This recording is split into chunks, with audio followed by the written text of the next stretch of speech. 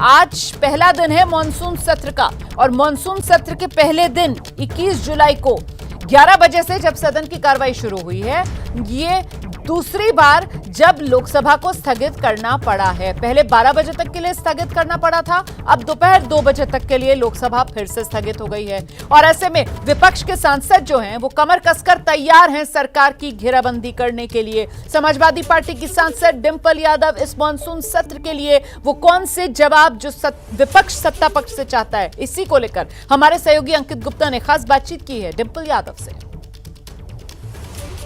इस वक्त मेरे साथ मौजूद हैं डिंपल यादव। मैम, पीएम कह रहे हैं कि राजनीति नहीं करनी चाहिए, देश हित के मुद्दे पर राजनीति नहीं होनी चाहिए, सबको एक साथ सेना का सम्मान करना चाहिए।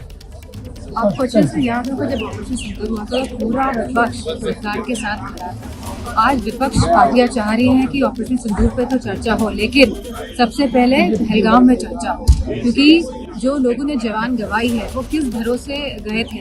टूरिज्म सरकार ने भरोसा दिया था कि आप सुरक्षित हैं, आप जाएंगे।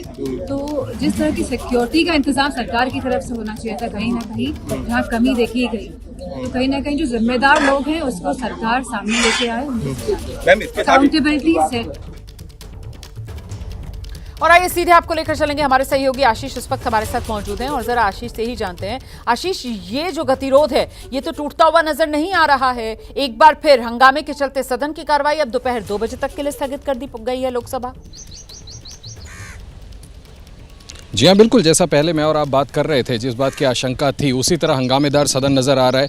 विपक्ष मानने को राजी नहीं है। बार बार आप देख रही थी चेयर से Jagdambika Pal leader of opposition Rahul Gandhi को ये हवाला दे रहे थे कि खुद रक्षा मंत्री राजनाथ सिंह ने कहा है कि जितनी देर आप चर्चा करना चाहें, जिन मुद्दों पर आप चर्चा करना चाहें, सरकार राजी है सभी मुद्दों पर चर्चा करने के लिए, लेकिन सस्पेंड करके सभी कामकाज को तुरंत टेकअप करें, ऑपरेशन सिंदूर पर बात करें, तमाम मुद्दे जो ऑपोजिशन रेस कर रहे हैं उसको लेकर के जिस तरह से हंगामा किया ऑपोजिशन ने, वो बिल्कुल स्पष्ट दिखाता है कि कहीं ऐसा ना हो कि ये सदन दिन ब दिन इसी तरह के हंगामे की भेंट चढ़ता जाए। ऐसा लग रहा है कि ऑपोजिशन बहुत ज़्यादा अग्रेसिव रुख अपनाया हुआ है और शायद रणनीति ऐसी बनाई गई हो ऑपोजिशन की तरफ से कि सदन की कार्रवाई तब तक वो चलने नहीं देंगे जब तक कि सरकार सभी कामकाज को सस्पेंड करके ऑपरेशन सिंदूर पर बातचीत के लिए राजी नहीं होती। राज्यसभा में भी हमने देखा कि कांग्रेस प्रेसिडेंट ने कैसे इस मसले को घेरा और वो भी रेफर किया जब उन्होंने कहा कि 24 बार डोनाल्ड ट्रंप ने इस मसले को उठाया, सीडीएस के स्टेटमेंट को उन्होंने उठाया, उसके बावजूद